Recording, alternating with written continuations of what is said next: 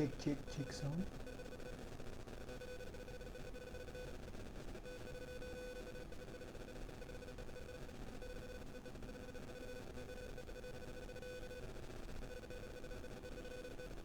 Wih, udah mulai ada yang join ya.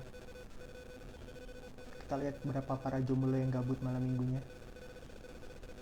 Coba tes sound dulu dong, ini suaranya masuk jelas nggak?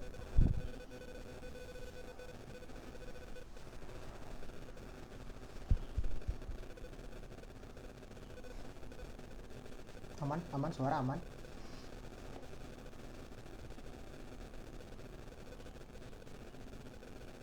Kita lihat sudah 38.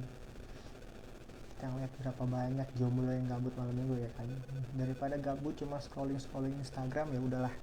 Ini kita tambah ilmu aja ya kan. Tambah ilmu, kita belajar safety. Mau safety riding malah defensive riding. Oke, 35 orang, kita lihat dulu nih. Gimana, coba lu pada ngapain nih? Kalian semua kagak touring bang? Kagak, nanti aja. Kemarin udah seminggu orang-orang mah liburan ya, baru sekarang gue udah liburan kemarin.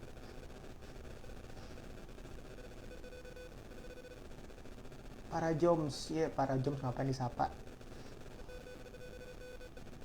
Masih kecil suaranya, ada noise. Bukan noise kali itu, kayaknya suara kipas angin deh.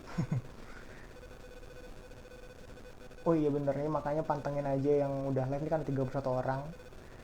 Nanti di ending live ini bakal dikasih tahu gimana cara dapetin helm JPX yang kemarin kalian udah lihat. Kemarin siang kan diposting, live ini bakal ada door prize-nya, bukan door prize sih, kuis malah. Jadi nanti bukan random dipilih, jadi emang kuis gitu. Jombloan setia menjomblo, jomblo sampai sah, mantap. Merantapi mantan, move on coy, move on. Bentar lagi kiamat, cewek banyak. Lagi lobet. Bentar.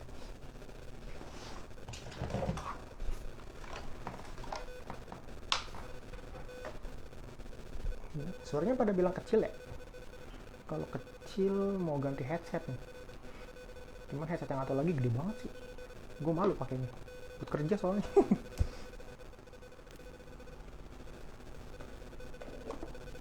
Udah, cas dulu.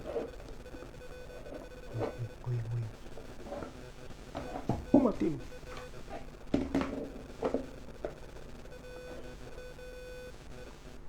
Gelap ya. Bentar. Sini aja deh. Nah, depan laptop.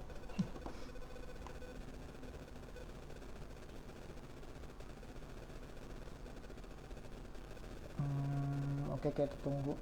Oke, teman-teman, ini kita langsung mulai aja, udah jam 8. Jadi buat yang kalian udah tahu bahwa malam ini kita bakal ngebahas tentang perlampuan duniawi. Dimana perlampuan duniawi ini kan cukup menjadi bahan yang sangat krusial lah di dunia permotoran ini. Karena kan kalau kita pernah bahas kan di postingan Ayat itu juga ada beberapa kali bahas masalah seputar apa teh? Ini aja deh. Nah, gitulah. Jadi kita udah sering banget tuh ngebahas perlampuan dari dulu pernah bahas kenapa lampu warnanya kuning atau putih. Terus juga kalau di anak-anak touring kan atau yang modifnya ala-ala adventure kan suka nambahin lampu tambahan, di mana lampu tambahan yang tepat lah naroknya gitu kan biar nggak terlalu menyilaukan dan pancaran cahayanya pun maksimal. Terus juga kita pernah baru kemarin malah kan hazard dimana kan ini menjadi sangat menarik untuk dibahas lah, gimana sih cara penggunaan yang benar, karena kan banyak juga yang banyak sih di postingan kemarin aja tuh, di kolom komentar juga banyak banget kan yang gimana sih pas momen apa aja sih kita harus pakai hazard gitu ya kak. Nah, daripada kita lebih membingungkan lagi, kita bikin postingan lagi, mending kan memang enaknya lewat video kayak gini ya. Makanya malam ini kita langsung undang salah satu trainer, bukan safety riding trainer ya, tapi ini adalah defensive riding trainer. Nah, ini namanya adalah Om Andri Berlianto. Nah, Om Andri Berlianto ini dulu pernah pertama kali kenalan tuh tahun 2019. Waktu itu kita pernah join salah satu acaranya di Jakarta waktu itu. Ayat Touring diundang jadi media juga. Itu Outfest itu jadi kayak acara outdoor festival gitu. Waktu itu juga ada di bagian seminarnya, dan situlah awal perkenalan sama Om Andri ini. Dan Om Andri ini udah melanglang buana menjadi seorang trainer, mengajarkan, mengedukasi kepada banyak orang bagaimana cara berkendara yang benar dan baik kayak gitu. Nah, oh itu jangan dilihat ini ya. Ini foto nikahan. Nanti kalian semua lagi langsung pada iri lagi ngeliat-ngeliat itu. Emang harus ini ya, mat volumenya ya. Apa di sini sekalian nih? Hmm? Nggak gitu. Lampu kuning amankah buat kabut? Justru lampu kuning itu memang harus wajib pakai kabut. Pakai kabut. Lampu kuning itu bagus buat kabut daripada apa namanya? Lampu putih. Ini Om Berliantonya mana nih? Wait ya. Oh, udah ada. Om Andri.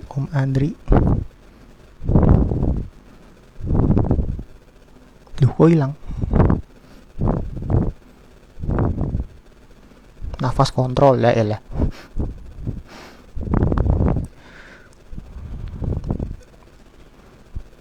Nanti juga bakal ada pertanyaan-pertanyaan yang udah dikolek kemarin kan di stories. Nanti bakal kita tanyain juga. Dan kayaknya yang paling bawahan lagi. Sini deh, tahan jenggot.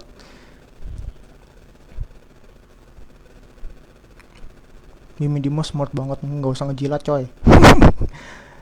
Yang dapat adalah yang nanti yang bisa jawab kuisnya. Ini Om Andrinya mana sih? Om Andri kalau udah join coba komen dong Om, biar bisa di add.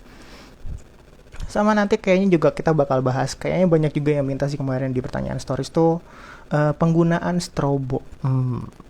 Strobo sama rotator lah ya. Nah, jadi itu juga gue sendiri pernah menggunakan lampu-lampu itu pas awal-awal tahun berapa ya? Kayaknya tahun-tahun 2014 gitu, 2014 pakai lampu rotator, dan akhirnya tahun 2016 bertobat dan hanya menggunakan lampu fog lamp. Oke, ini Om Andrinya udah ada. Kita langsung undang aja nih Om Andrinya. Oke, sip.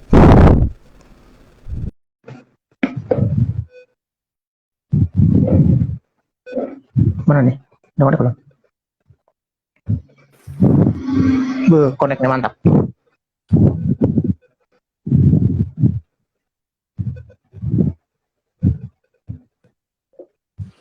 Kemarin nih kita ngomong sama Pintu nih.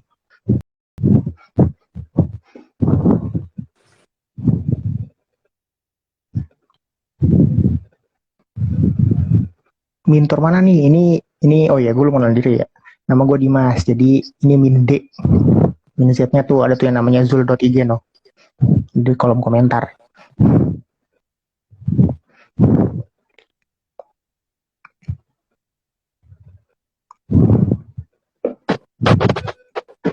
Waduh. Ini suara angin. Oke. Kita cover pakai kain.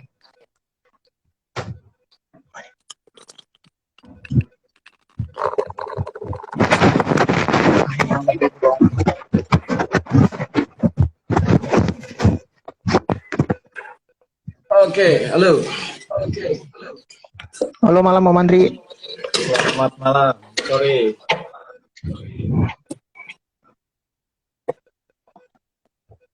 Kelihatan belum? Udah aman-aman Om. Suara aman ya, suara semuanya.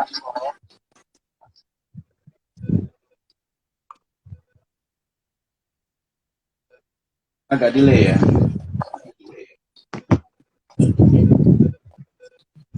Agak delay. Delay 2 detik 3 detikan kayaknya.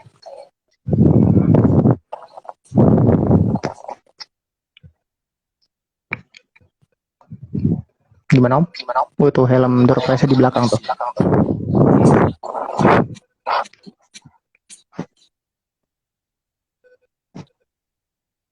Halo Om, suara jelas? Oke, koneksi Omnya nih. Oke. Gimana?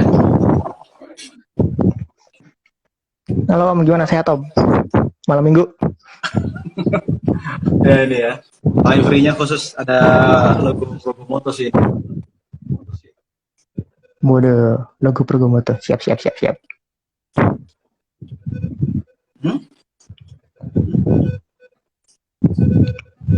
Kayaknya kalau Om Andrinya delay banget ya. Alhamdulillah sehat.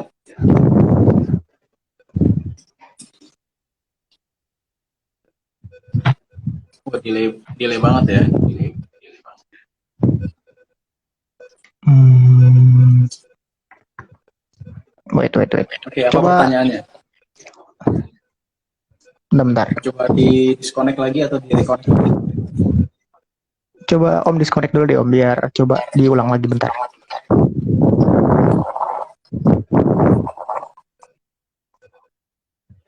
Wait ya. Ini kalau gue nggak delay kan ya? Aman ya? Coba komen dong. Tadi kayaknya yang delay Omnya banget nih.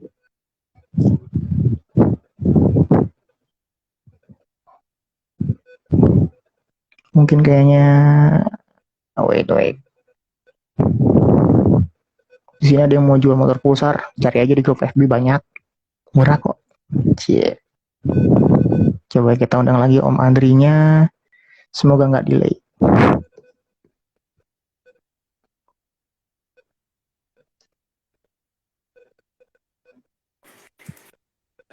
Tes. Oke, jelas Om. Tes. 1, 2. Oke, mantap. Udah nggak terlalu delay ya. Ya, lanjut.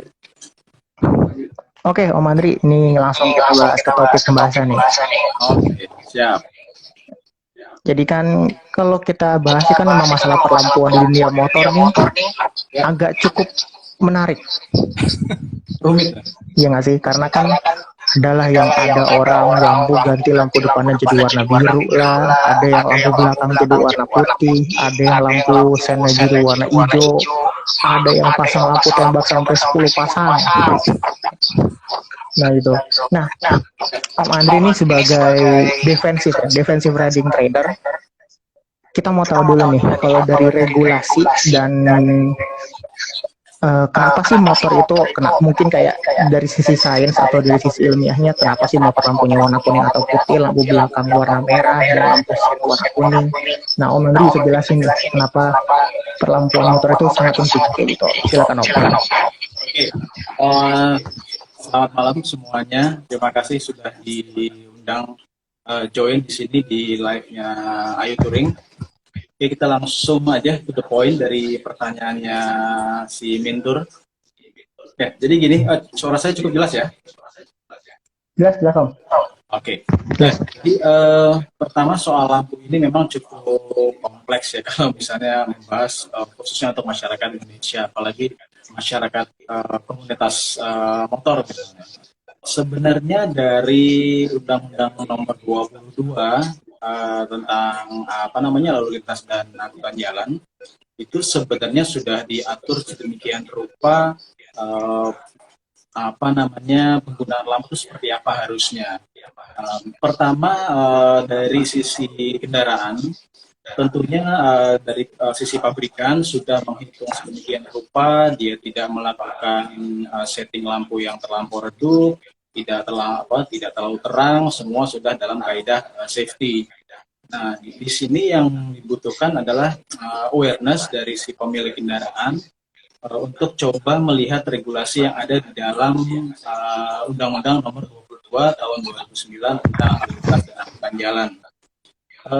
Khusus untuk undang-undang ini memang tidak semua dari kita paham sih isinya karena rumit banget karena pasal-pasalnya banyak banget, mungkin agak susah juga.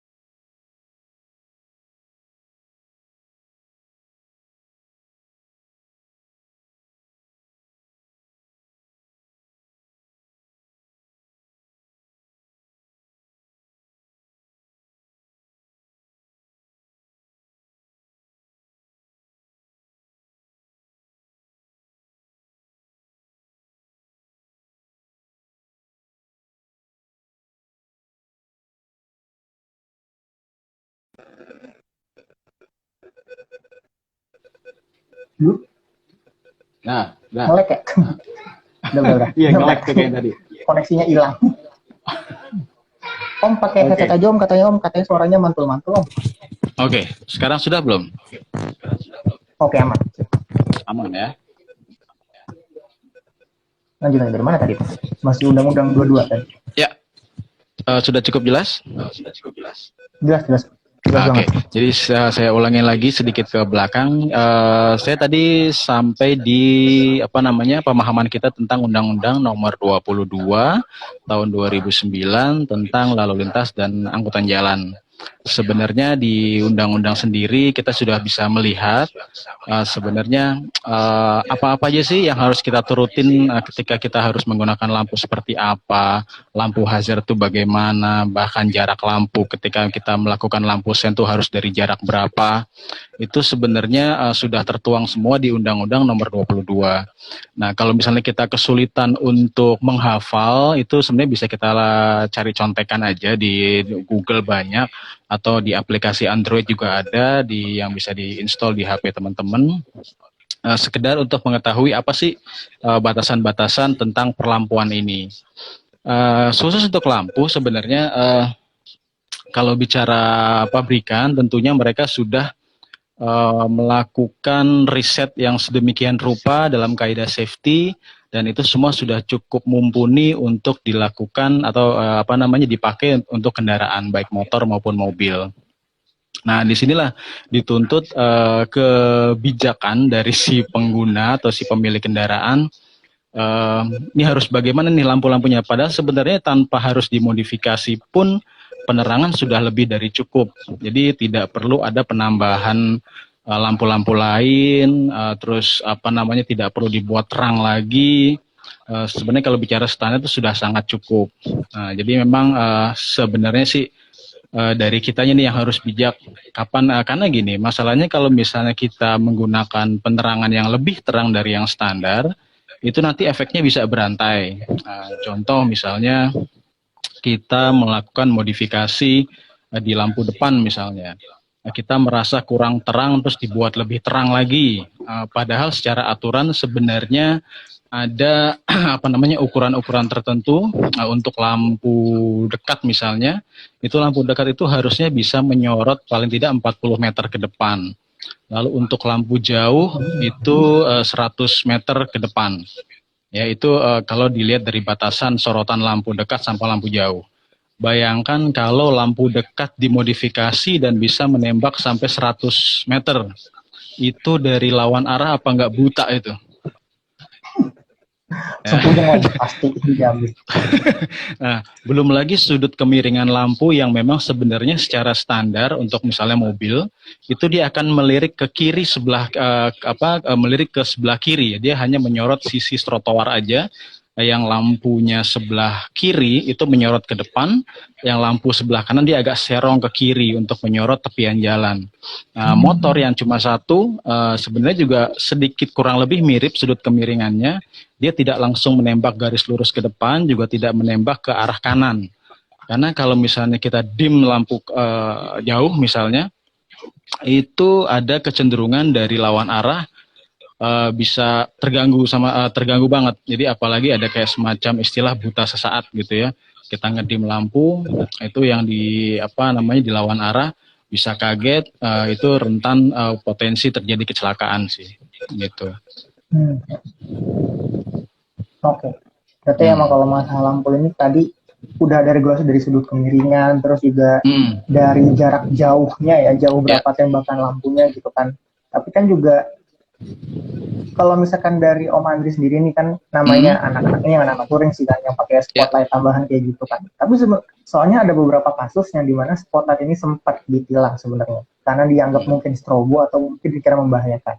Nah kalau menurut Om Andri sendiri idealnya nih kalau emang kita merasa ini lampunya nggak terang nih, secara etika nih kalau pas kita mau pakai high beam atau mau pakai spotlight ini tuh kayak gimana sih? Dan kalau misalkan ada teknis seberapa terang lumensnya lah kan, karena kalau kita mau beli lampu spotlight tambahan tuh biasanya suka ada spesifikasi tuh berapa lumens terangnya kayak gitu. Nah itu biasanya kalau saran dari Om Andri kayak gimana tuh? Ya, kalau hitungan lumen sebenarnya hitungannya ke kaldera dia 10.000 kaldera, tapi itu udah terang banget sih sebenarnya. Tapi gini, biasanya kalau misalnya kita mau jarak jauh, touring lah, to the point touring gitu, tentunya sebelum melakukan perjalanan kita kan paling tidak survei dulu nih. Survei dalam arti kita mau kemana, jaraknya berapa, apakah memang harus ditembus dalam waktu malam, apa nggak bisa sebelum malam kita tidur di hotel misalnya. Jadi Hmm. ada beberapa manajemen perjalanan yang bisa dimaksimalkan oleh petouring tanpa harus menyulut potensi resiko penggunaan lampu yang berbahaya. Kalau misalnya ternyata Hmm. darurat, misalnya sebagai contoh saya waktu itu pernah touring keliling Sumatera 8.000 kilometer bareng 4 teman, itu kita sama sekali tidak ada yang menggunakan lampu tambahan.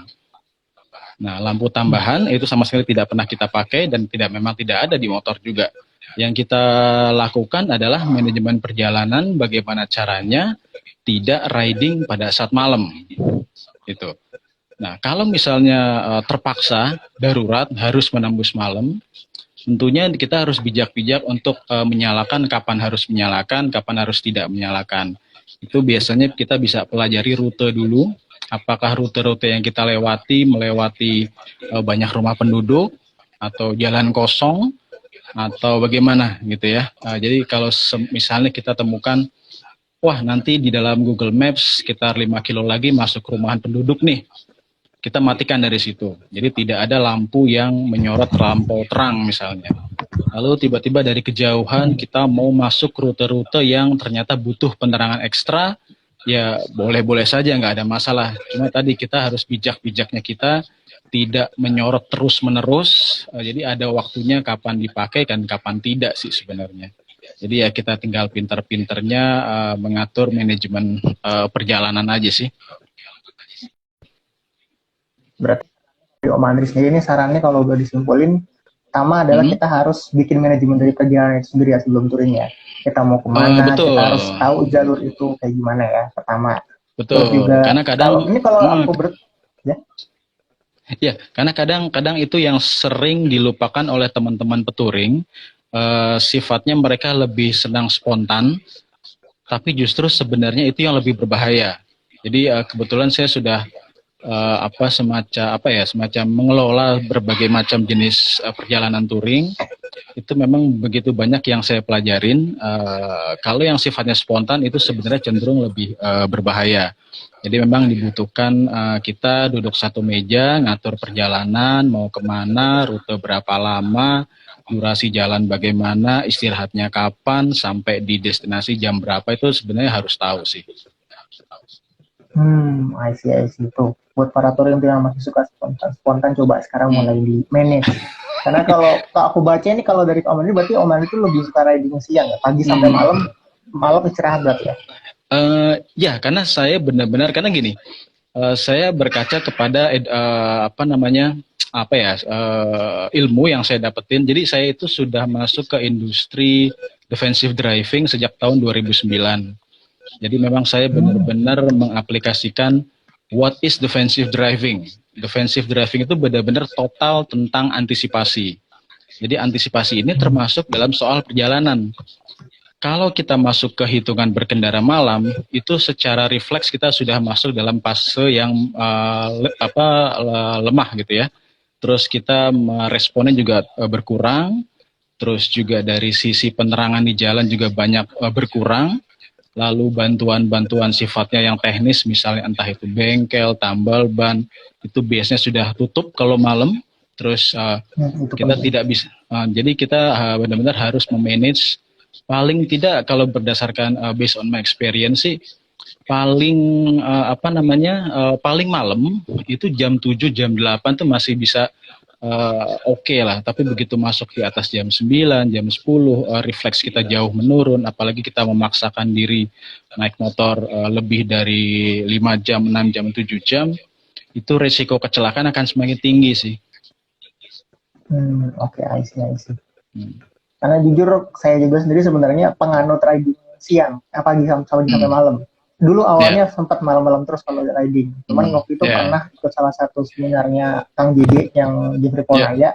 Kalau Ya. dia pernah cerita tuh kalau ready mending siang-siang, kalau siang-siang soalnya nanti pemandangan indahnya nggak kelihatan, apa lebih kelihatan malam-malam mau ngeliatin apa cuma ngeliatin gelap doang, hitam gitu Nah, kan. ya, Salah itu satunya salah itu satunya yang juga. bikin Betul, itunya betul. kayak gitu.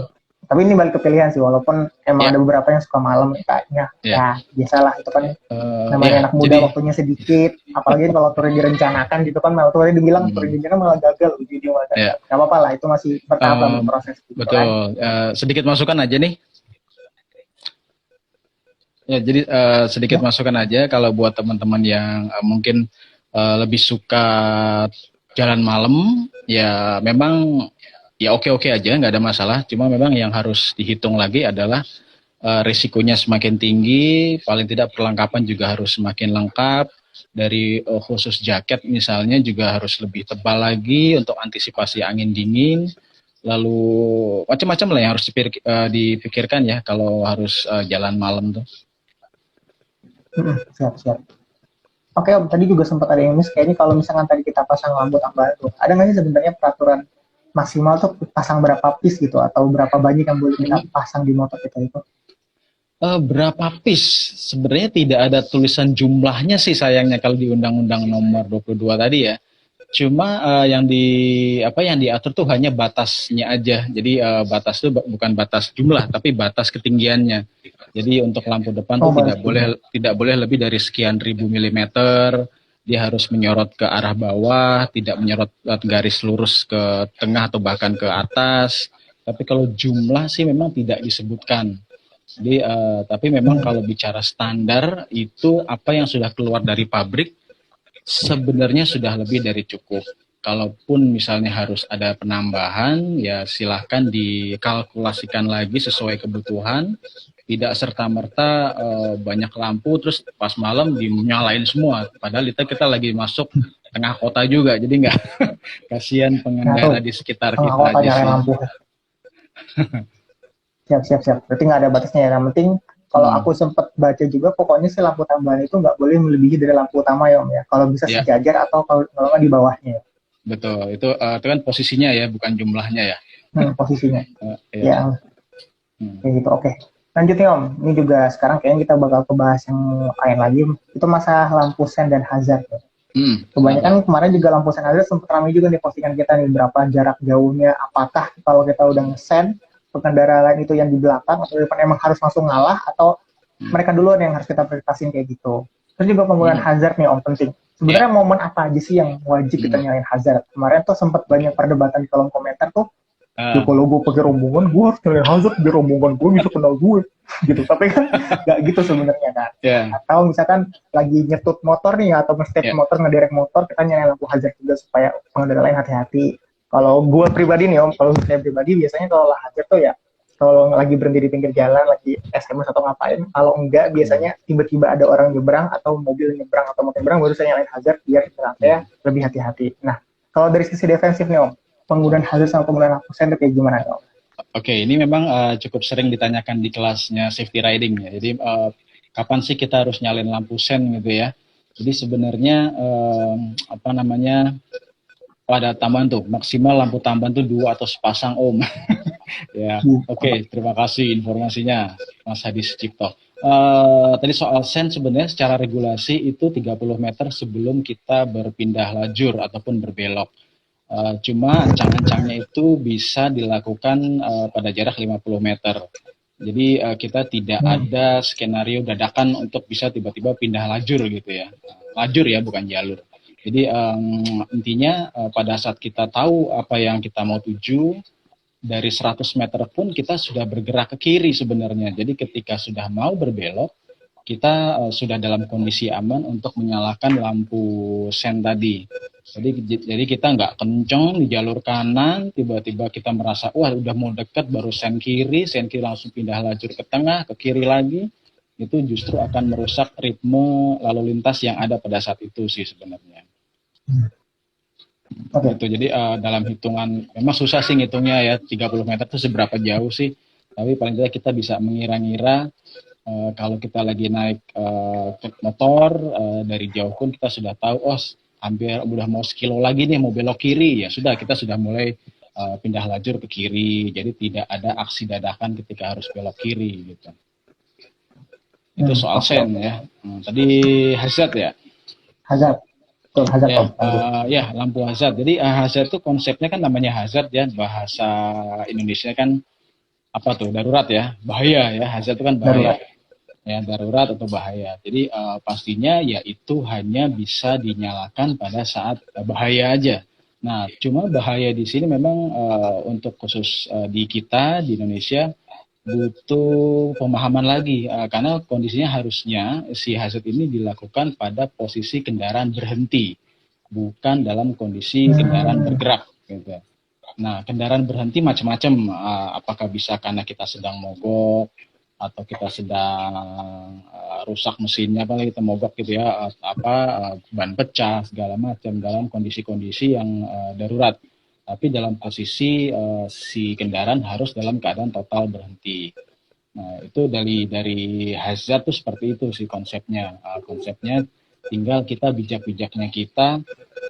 Kalau misalnya dilakukan pada saat touring untuk sebagai identifikasi grup misalnya, sebenarnya identifikasi grup itu bisa macam-macam sih. Jadi tidak lewat tidak lewat lampu, tapi bisa lewat jaket, bisa lewat warna, entah itu pita, entah nanti pada saat briefing ditanya di brief lagi, oh jumlah rombongan kita 10, nanti yang depan ini, yang belakang ini, yang tengah ini.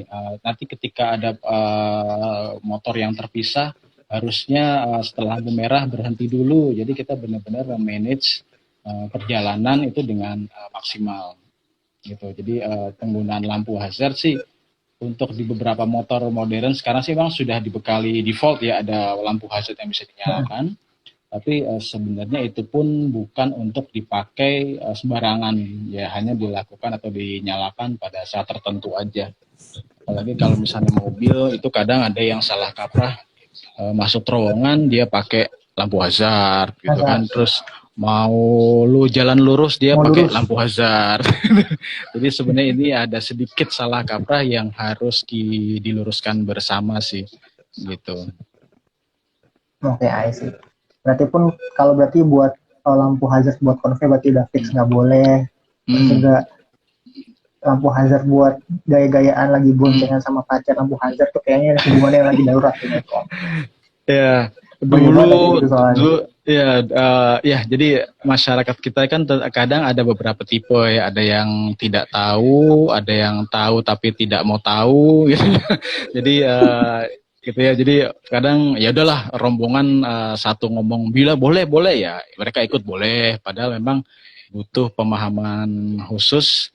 Oh ini loh kapan harus harus dinyalakan kapan, dimatikan kapan. Kalau untuk konvoy ya kan ya janganlah, karena itu bukan nggak pada tempatnya juga sih.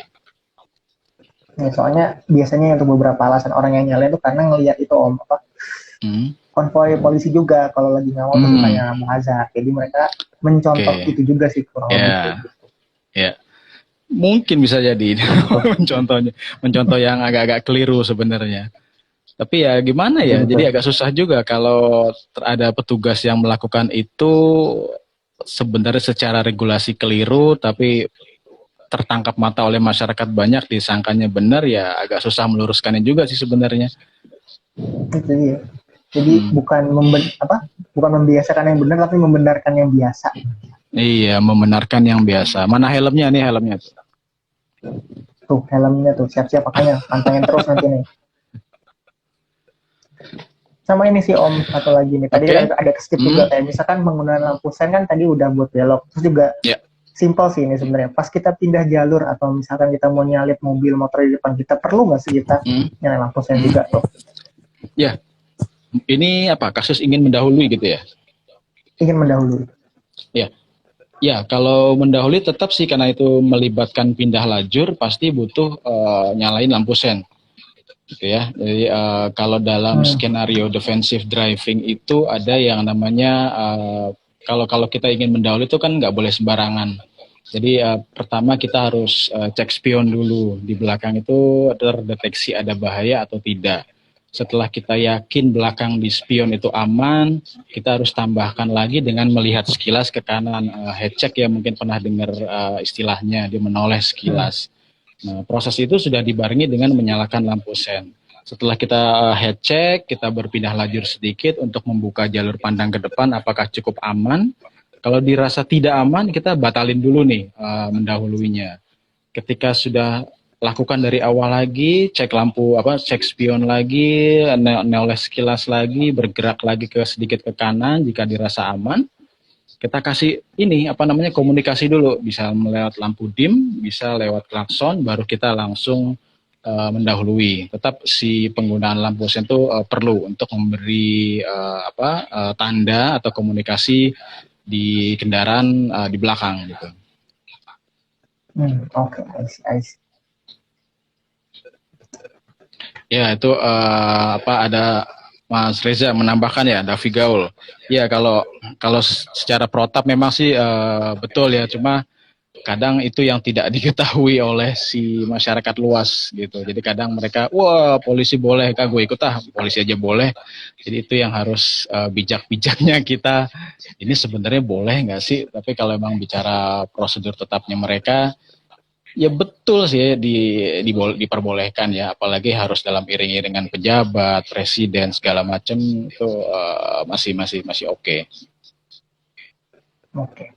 Lampu hazard itu pada jelas ya peraturannya. Jadi kalau mau nyalain lampu hazard, kalau bisa pas lagi berhenti aja. Emang dalam kondisi yang sangat-sangat darurat, bukan lagi pas bergerak kendaraan kayak gitu. Nah, kalau lanjut ke topik selanjutnya nih. Ini kayaknya juga, ini sebenarnya udah dari dulu banget sih banyak yang nanya. Cuman kalau saya sendiri dan tim juga sebenarnya bukan nggak mau sih, belum mau bahas karena belum ada orang yang kata belum buat berbicara akan hal itu. Masalah penggunaan strobo dan rotator sih. Yeah. Kalau menurut undang-undang kan emang itu udah salah ya, emang kita sebagai masyarakat sipil itu nggak boleh pakai kayak gitu kan. Terus juga ini sebenarnya with due all respect, kita juga tahu ada yang namanya pengawal ambulans yang dimana dia pun melengkapi kendaraannya dengan strobe dan sirena juga untuk lebih memudahkan dia mengawal ambulans untuk membelah kemacetan Jakarta. Gue respect banget sama komunitas itu karena emang itu asli itu ngebantu banget gitu. Walaupun emang kemarin sempat viral kan tuh yang dia di stop sama salah satu polisi karena menjelaskan bahwa ini tidak boleh. Nah, kalau dari pandangan Om Andri sendiri nih, dari komunitas pengawal ambulans ini dengan segala macam sirena dan rotator, walaupun mereka juga bilang mereka tidak pernah menggunakan kalau misalkan tidak dalam pengawalan. Walau kalau saya sendiri pernah lihat, maksudnya ini pernah ngeliat di jalan sih beberapa kali. Ini pengawal ambulansnya, relawan ambulans, mereka sempat menggunakannya walaupun mereka dalam tidak pengawalan. Itu yang emang namanya orang kan mengontrol manusia tuh, mengontrol ego tuh emang agak sulit sebenarnya, apalagi kalau udah nempel di kendaraan aksesorisnya. Nempel aksesoris di kendaraan gitu. Nah, menurut Om Andri ini sebenarnya ada nggak sih solusi lain untuk mereka nih, misalkan tanpa harus melanggar regulasi, tapi tetap bisa mengawal ambulan itu kayak gitu? Menurut Om Andri kayak gimana? Ya, ini agak rumit nih. Ya, jadi ya soal untuk jadi kalau untuk pengawalan sih memang kalau dari sisi humanisme itu sebuah aksi yang sangat luar biasa sih sebenarnya. Karena sepengetahuan saya mereka juga tidak memungut bayaran, jadi murni atas nama kemanusiaan. Cuma saya harus ngomong gini, jadi sayangnya memang ada beberapa, kalau saya tidak salah pasalnya itu 134 atau 135 di undang-undang itu ya, itu memang yang melarang penggunaan sirine oleh sipil sebenarnya. Karena apa ya, yang sudah ada ketentuannya, ini loh yang harusnya pakai strobo ini, yang harus menggunakan sirine ini, warna lampunya merah ini, biru ini, kuning ini, siapa saja itu sudah ada ketentuannya. Dan itu bukan untuk konsumsi sipil gitu ya. Nah, kalau saya melihatnya sih, kalau sering diskusi dengan mereka, saya juga cukup kasih saran aja sih. Kalau misalnya harus melakukan eskort, paling tidak kita sudah mengantongi izin resmi. Tapi sampai sekarang sih saya belum pernah lihat izin resmi itu seperti apa. Karena memang dalam tanda kutip, mohon maaf saya harus menyebutnya agak sedikit ilegal sih sebenarnya. Karena itu sudah melampaui batas kewenangan escorting gitu ya. Tapi paling tidak kita bisa langsung bekerja sama mungkin langsung dengan rumah sakitnya atau kliniknya. Jadi benar-benar itu sebuah kerjasama eksklusif, misalnya si para escort ini kerjasama dengan rumah sakit A, rumah sakit B. Jadi mereka langsung dikasih seragam misalnya, memang itu benar-benar di bawah komando dari rumah sakit setempat, tidak murni langsung berdasarkan sukarela. Nah, sayang sih memang saya belum pernah melihat surat izin itu, tapi paling tidak dari sisi humanisme kita patut appreciate. Dan kalaupun harus mengawal, kita harus lihat-lihat dulu kondisi jalannya seperti apa. Tidak sedikit juga sih yang agak sedikit memaksa, membuka jalan dengan bentakan, itu yang sebenarnya kadang disayangkan. Terus ada yang melayangkan kaki ke atas untuk meminta jalan. Padahal sebenarnya secara kita, masyarakat pengguna jalan, itu sudah harus paham ketika ada suara sirine ambulans, itu sebenarnya kita harus yang membuka jalan sendiri. Jadi kita naik mobil, minggir ke kanan, yang ada di kanan, minggir ke kanan, yang di kiri, minggir ke kiri, yang di kanan, minggir ke kanan, jadi sekedar kayak ngebuka, kayak semacam jalan tuh biar dibuka gitu ya. Itu yang harus datang dari kesadaran para pengguna jalan sih. Nah, kecenderungannya si para escort ini juga memang membantu itu, ya mereka harus bijak-bijak untuk melakukan gestur yang bersahabat sih. Jadi tidak serta-merta membabi buta gitu ya sirinenya. Matikan aja, toh juga kita sudah bisa dengar sirine dari mobil ambulansnya sebenarnya. Gitu. Tapi it's okay lah, saya appreciate banget mereka, tapi paling tidak dari sisi legalitas kalau bisa sih coba rangkul rumah sakit setempatnya, minta secara resmi sebagai pegawai mereka, mungkin lepasan, freelance segala macam. Jadi omongan-omongan di luar itu kadang bisa kita minimize lah, yang banyak rumit sih nggak mau ngebahas ini. Karena juga harus ada kompetensinya gitu loh. Karena mengawal itu kan nggak sekedar mengawal nih ceritanya. Jadi beberapa training operator juga sering dimintai pendapat bagaimana cara mengawal ambulans yang benar itu seperti apa. Terus gestur yang dilakukan, yang digerakkan harus seperti bagaimana. Dan ada kompetensinya, ada yang ngomong kompetensi juga nih. Oh sih, Mas Rizie ini instruktur juga loh ini. Tapi gaul ini.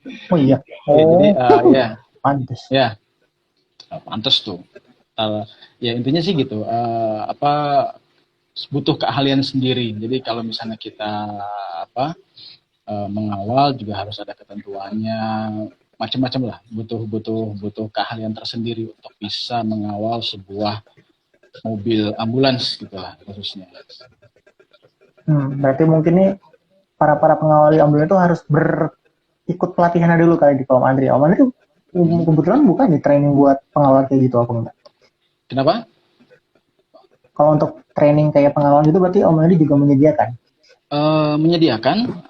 Bisa, nanti kita bisa rangkul teman-teman dari instruktur juga cukup banyak yang kadang memberikan sharing ke rumah sakit, meskipun yang kita berikan itu adalah dari sisi defensive driving-nya, tapi begitu butuh sedikit teknis, taktikal tuh kita bisa juga gitu.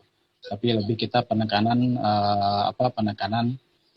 bagaimana sih mengambil simpati masyarakat bahwa konvoi ini bagus gitu ya, jasa ini bagus, escort ini bagus, tapi juga butuh juga edukasi yang menyentuh masyarakat, juga harus proaktif. Seandainya ada suara meraung-raung harus bagaimana ya? Nah, kalau kecenderungannya sekarang masih banyak yang malas buka jalan. Nih kita sendiri nih malas nih buka jalan nih. Paling cuma ngeraung-raung doang, gak ada isinya. Siapa tahu gitu ya. Kadang itu juga jadi bumerang gitu. Jadi kita mana yang urgent, mana yang tidak urgent, kadang bingung gitu. I see. Ini sebenarnya sempat saran juga sih dulu si salah satu admin kita yang juga sempat pernah ngawal sekali. Dia cuma modal sama klakson aja sih sebenarnya. Mungkin ini bisa jadi solusi juga, kan motor saya sendiri kan dia pasang klakson truk tuh yang klakson angin. Mungkin itu jadi solusi tuh, daripada pakai sirene, klakson truk tuh lebih kenceng loh daripada sirene. Bisa jadi. Karena kan kalau damkar itu pun dia pakai sirene, pakai klakson. Tahu sendiri kan klakson damkar kayak gimana, trompetnya menggelegar sekali. Mungkin bisa pakai klakson itu aja tuh, itu kayaknya menarik gitu. Mungkin tidak jelasnya peraturannya kalau masalah trouble dan pengawalan ambulans ini kalau bisa tadi lebih santun di jalan, dan kita sebagai pengendara di jalan pun harus lebih proaktif. Mungkin kalau mau ngingetin juga ke orang-orang di depan itu sama kita, Pak tolong minggir dulu sebentar, di belakang ada kendaraan darurat gitu. Tapi juga Ya, kalau misalnya ke orang yang bebel banget gitu kan nggak mau mikir ya, hmm, coba kita kasih tahu dulu, kita request Pak hmm, minggir dulu gitu ya. Paling kayak ya. gitu ya Om ya.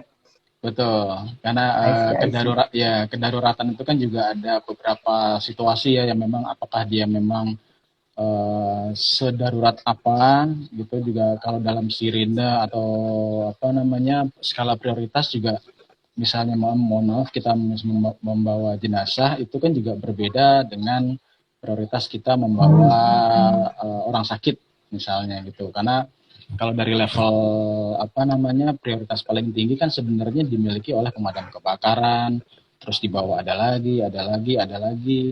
Nah, itu yang harus diketahui banget sih kapan sirine itu buat siapa sih prioritas utamanya.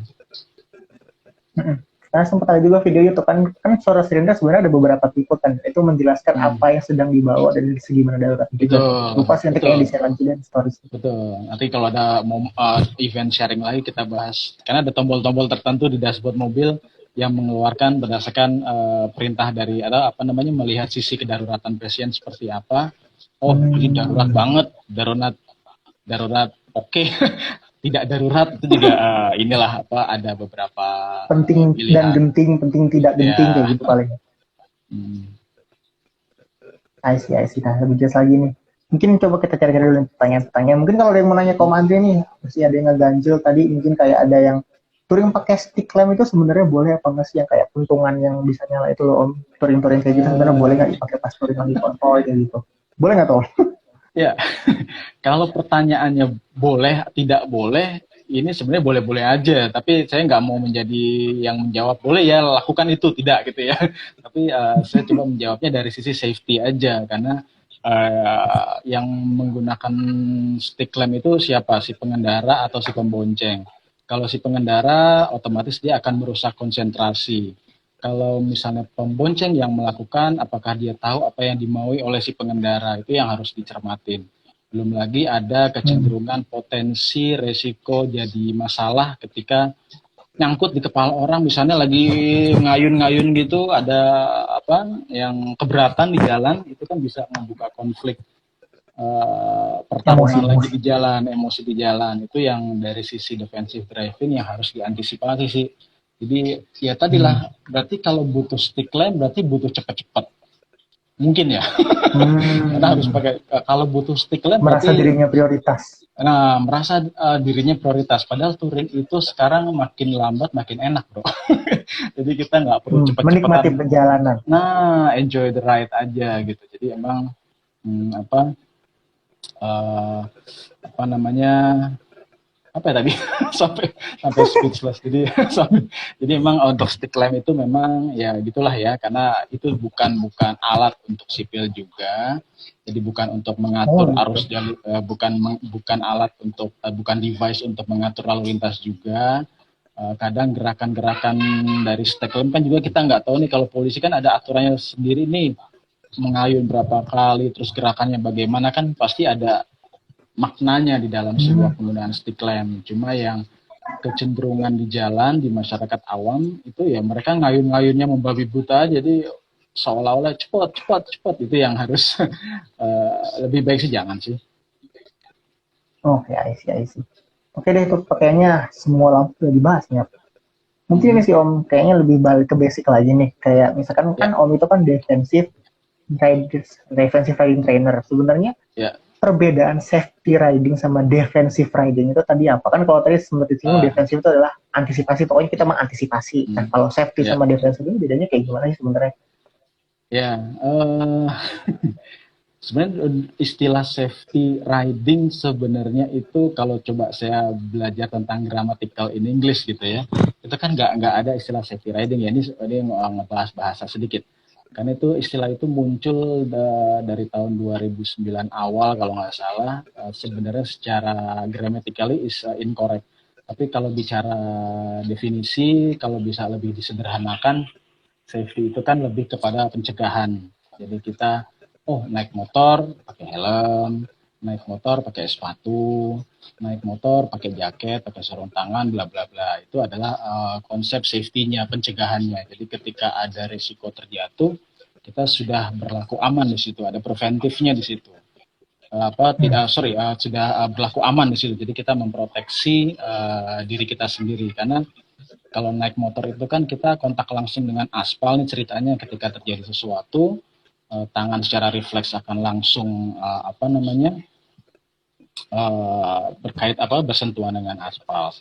Nah, kalau defensive driving itu lebih ke preventifnya, antisipasinya. Jadi kalau safety lebih ke pencegahan, kalau si defensif lebih ke antisipasi. Nah, antisipasinya apa? Kita harus tahu prosedur antisipasi itu maksudnya bagaimana. Oh, kita tahu ban kita ternyata kurang angin misalnya. Antisipasinya kita cek ban dulu, cek tekanan angin seperti apa biar mengurangi resiko kecelakaan. Terus bicara defensif, oh sekarang musim hujan misalnya, antisipasinya gimana? Naik motor nggak perlu kencang-kencang, takutnya licin, jatuh. Nah, itu dari sisi antisipasi. Jadi kalau intinya sih kalau dari sisi bahasa, safety itu lebih ke pencegahan, kalau defensif lebih ke antisipasi. Nah, ini yang lebih rumit untuk dipraktekkan di jalan raya, karena kalau bicara defensif, saya aja itu dulu baru menguasai apa itu makna defensive driving itu butuh lebih dari 5 tahun. Baru ngerti, oh ternyata defensif ini begini ya. Jadi selama ini saya tidak defensif sama sekali gitu. Nah, itu memang butuh ini butuh dipelajari lagi. Oke, sip. Mantap. Jadi kalau bisa emang semua riding tuh kalau bisa defensif, mengantisipasi apa yang akan terjadi ya. Kayak gitu ya, Om ya. Betul ya. Betul. Yang pengen saya tekankan sih gini. Kalau kita naik motor itu kan yang jarang dilakukan oleh pengendara motor adalah berhitung dengan risiko. Jadi ada yang namanya bahaya, ada yang namanya risiko. Kalau kita nggak pernah pakai lampu sen, berarti dia tidak mengerti bahaya, berarti dia tidak mengerti risiko. Risikonya dia cepat, tapi risiko bagi yang di belakang dia mungkin jatuh karena kaget. Gitu ya. Jadi yang jarang diketahui oleh masyarakat umum adalah kalau naik kendaraan itu kita harus berhitung dengan yang namanya bahaya, berhitung dengan yang namanya risiko, gimana caranya dalam kondisi aman, selamat, tanpa cedera gitu. Oke, sip, mantap. Ini Om, ini kita nggak terasa udah hampir sejam ya kita mulai nih. Seru ya? Paling ini terakhir Om, satu lagi nih ada yang skip tadi. Sebenarnya masalah lampu rem. Nah, ini pengalaman gue sih, pengalaman saya Om. Jadi saya itu pernah nabrak orang yang lampu remnya itu kedip-kedip. Mobil. Saya lagi naik motor santai sama istri saya, tiba-tiba saya nggak sadar ternyata mobil itu tuh ngerem karena lampunya kedip-kedip, nggak terang, plus lampu belakangnya itu dikasih kaca film smoke gitu, jadi makin gelap, makin nggak kelihatan.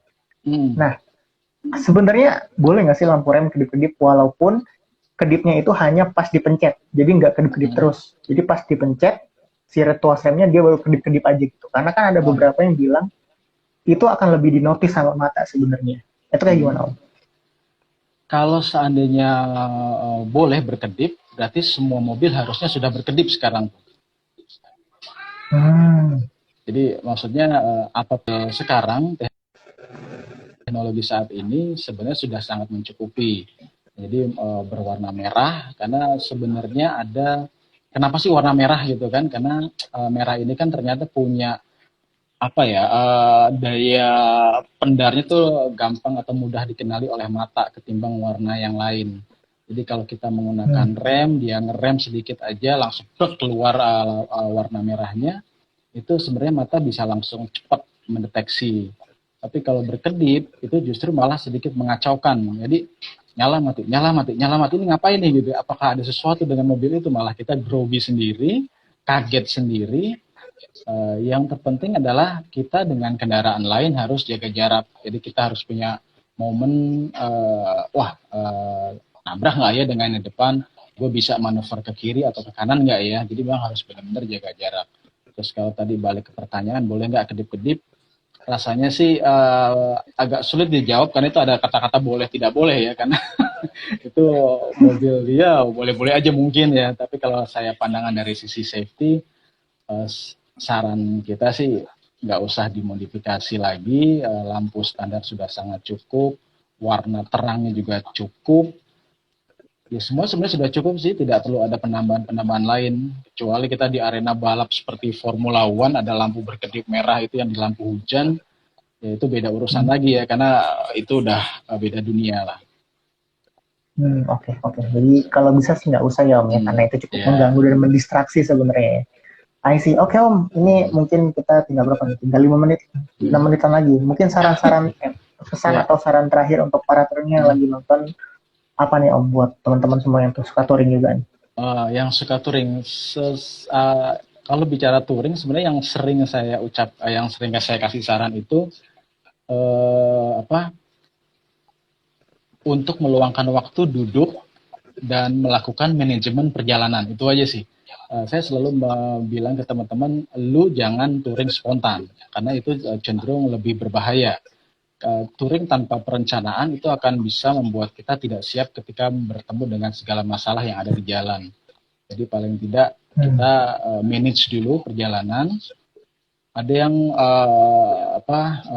yang senangnya spontan, it's okay, nggak masalah. Tapi paling tidak sebelum benar-benar melakukan perjalanan, diskusi, manage perjalanan, rute lewat mana, durasinya berapa lama, terus yang dibawa dalam rombongan siapa aja, terus jam istirahatnya kapan aja, terus total perjalanan tuh harus berhenti tiap berapa jam, itu juga yang harus dicermatin oleh para peturing ini.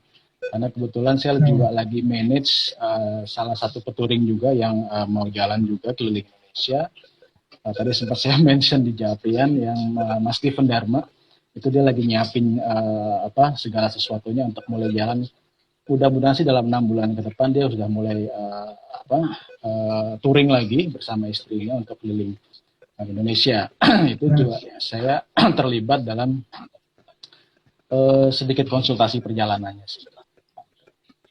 Oke, mantap. Jadi itu para touring kalau bisa, walaupun sespontan apapun kalian tetap dipersiapkan, entah itu dari rutenya mulai dari mana dan barang-barang yang akan kalian masukkan, kayak gitu ya Om ya. Oke Om, ini asli asik banget, seru banget, udah hampir juga kita ngobrol dan banyak banget nih insight yang kita dapat masalah perlampuan duniawi dan juga masalah defensive riding ini. Semoga banyak manfaatnya juga nih buat teman-teman semua yang sorry kalau terbatas panjang ini. Kalau ngomongin terus buatnya yang jadi kalau ngomongin safety emang panjang banget, jadi sorry kalau waktunya pendek. Kapan-kapan kita lanjut deh. Boleh, nanti kita bahas lah safety riding Om ya. Siap. Nah, buat teman-teman nih yang penasaran tuh gimana cara dapetin helm yang ada di belakangnya Om Andri itu, nah nanti abis live ini selesai, itu bakal ada postingan yang isinya adalah kuis pertanyaan. Nah, pertanyaan itu ada 3 yang dimana kalian harus jawab. Jadi yang akan mendapatkan helm itu adalah yang bisa menjawab pertanyaannya secara cepat dan dia pastikan sudah harus follow Om Andri, IG-nya Om Andri dan IG-nya progo.moto. Kalau misalkan kalian cepet nih udah komen tapi belum follow IG-nya Om Andri atau IG-nya progo.moto, berarti dianggap bukan penang gitu. Oke? Jadi pantengin habis live ini beres, bakal nanti ada pertanyaan di feed-nya Ayato ya. Kayak gitu paling. Oke Om, paling kayak gitu malam ini. Thank you banget udah sharing-sharing di IG live-nya Ayato Ring. Sorry kalau ada salah kata. Juga buat semuanya. Ya, yang pasti ya safety riding lah yang penting semuanya ya teman-teman semua ya. Thank you Om. Yo, thank you, terima kasih. Selamat malam. Yuk.